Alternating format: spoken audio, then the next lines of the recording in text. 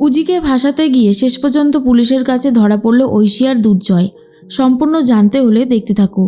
গল্পের শুরুতেই আমরা দেখতে পারি উজিকে ফাঁসাতে চাইছে ঐশী আর দুর্জয়। সেই মাফিয়া কি প্ল্যান করেছে। উজির কাছে ঠাকুরের গয়নাগুলোর আর চাবির দায়িত্বটা ছিল। সেই চাবি নকল করে রীতিমতো আরেকটা চাবি বানিয়ে দিয়েছিল ঐশী।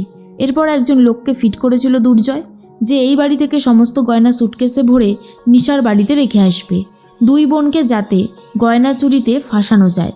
কিন্তু ঐশী কি বারবার করে বলে এই যে উজি এই মেয়েটাই বাড়িতে রয়েছে, এই সব কিছু আজকে হয়েছে ওর জন্য। ঋষি তখন বলে দিদি তুই উজিকে চোর বলবি না, উজি কখনোই চুরি করতে পারে না, আর সেটুকু বিশ্বাস ওর প্রতি আমার আছে।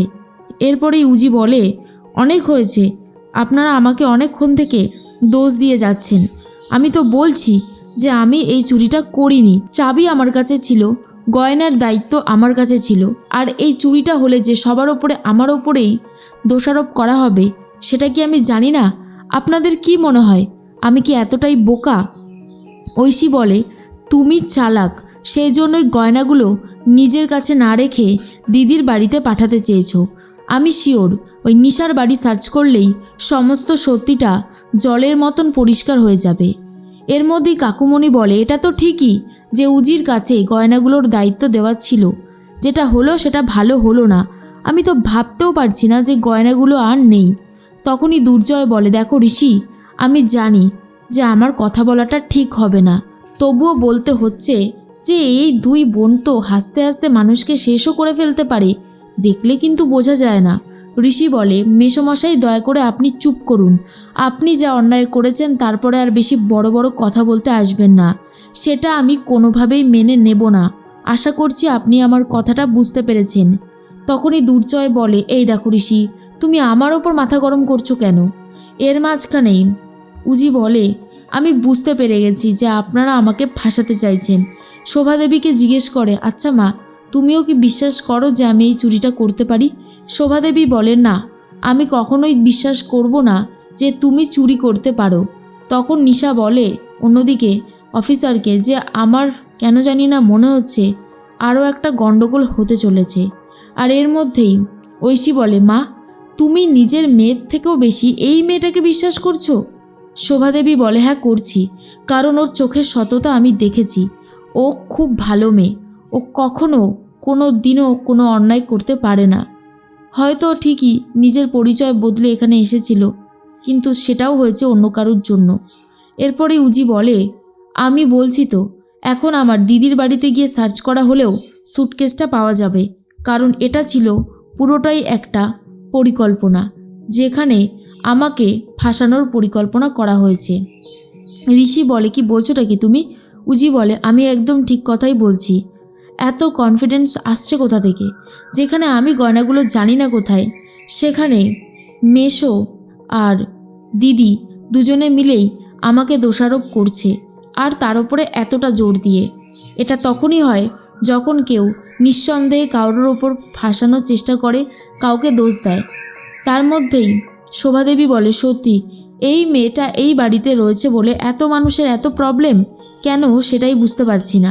এরপরেই ঐশী তখন বলে আমি এক কাজ করি, অফিসার জিৎ বসুকে ফোন করি, তাহলেই সমস্ত সত্যিটা সামনে চলে আসবে, সেটাই ভালো হবে।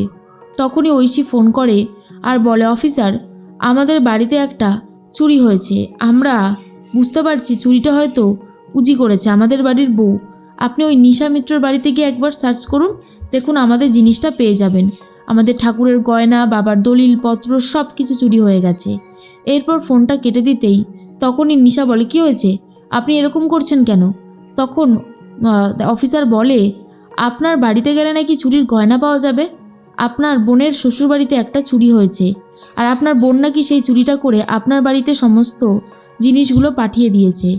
এরপর নিশা বলে এসব ভুল, এসব মিথ্যে কথা, ও কখনোই এই কাজ করতে পারে না। অফিসার আপনিই তো বলেছিলেন যে আমার বোন খুব ভালো মানুষ, বিশ্বাস করুন জিৎ বসু, ও কখনো এই কাজ করবে না। ভানুর সাথে ইশারায় কথা বলে বুঝে যায় ভানুও এই কাজটা করায়নি, তাহলে পুরোপুরি ফাঁসানোর চেষ্টা করা হচ্ছে। নিশা বলে বারণ করেছিলাম, আমি আমার বোনকে বারবার করে বারণ করেছিলাম, জানতাম এরকম কিছু হবে, ও ওই বাড়ির অনেকেই চায় না আমার বোন ওই বাড়িতে থাকুক, আর সেই জন্যই এই কাজটা করেছে। আমি খুব ভালো মতন বুঝতে পারছি, তবে আমিও ছেড়ে কথা বলবো না। এইভাবে আমার বোনকে ফাঁসালে আমি সবার আগে বাধা দেব। তখন পুলিশ বলে, দয়া করে আপনি একটু শান্ত হন, দেখাই যাক শেষ পর্যন্ত কি হয়। এর মাঝখানেই উজি বুঝতে পারে দিদির বাড়িতে সার্চ করলে এখন সব কিছুই পাওয়া যাবে, কারণ এটা তো ছিল পুরোই একটা সাজানো গোছানো নাটক, যেখানে স্ক্রিপ্ট পুরো লেখা হয়ে গেছে আর সেই অনুযায়ী সবাই পারফরমেন্স করেছে। এদিকে পুলিশ তাড়াতাড়ি করে গাড়ি নিয়ে চলে যায় নিশার বাড়িতে।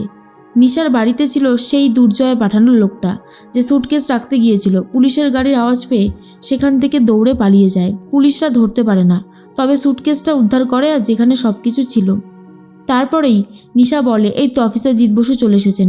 আমি বলছি আমার বোন কখনোই চুরি করতে পারে না, ওকে ওই ব্যানার্জি বাড়ির সবাই কম বেশি ফাঁসানোর চেষ্টা করছে। আপনি কিছু একটা করুন, আপনাকে দেখে তো মনে হয়েছে যে আপনি একদম ঠিকঠাক পুলিশ। তখনই নিশা মিত্রকে বলে, আপনি দয়া করে চুপ করবেন, পুলিশের কাজটা পুলিশকে করতে দিন।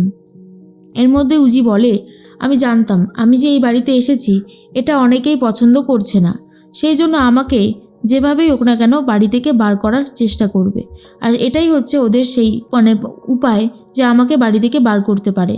তখন দুর্জয় বলে, এই শোনো, তুমি যদি অন্যায় না করে থাকো তোমাকে কেউ ফাঁসাতে পারবে না, আর তুমি যদি অন্যায় করো তাহলে তুমি ফাঁসবেই ফাঁসবে।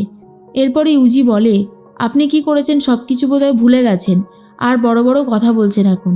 এদিকে উজি বলে, আমি আর আমার দিদি কখনোই এই সব অন্যায় করিনি, আমি তো করিনি আর কখনো করবও না।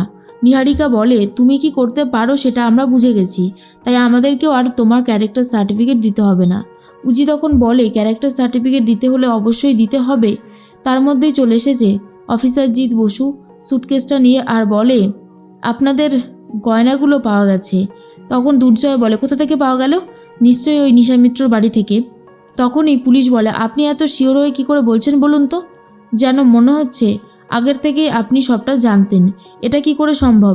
ঐশী বলে, আপনি এটা বলুন যে চোর ধরা পড়ে গেছে, তার মানে আমাদের বৌমা উজি সে তো ধরা পড়ে গেছে।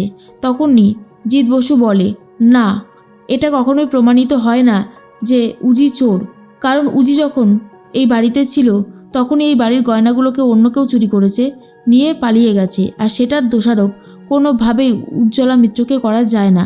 এটুকু কমন সেন্স অন্তত রাখুন। কিন্তু আপনাদের দুজনকে দেখে মনে হচ্ছে আপনারা আগের থেকেই সব কিছু জানতেন এরকম কিছু হতে চলেছে, আর সেই জন্যই বারবার করে উজির ওপরে দোষারোপ করার চেষ্টা করছেন। পুলিশের মুখ থেকে এই চরম সত্যি কথাটা শুনে ঐশী আর দুর্জয় দুজনেই ভয় পেয়ে যায়।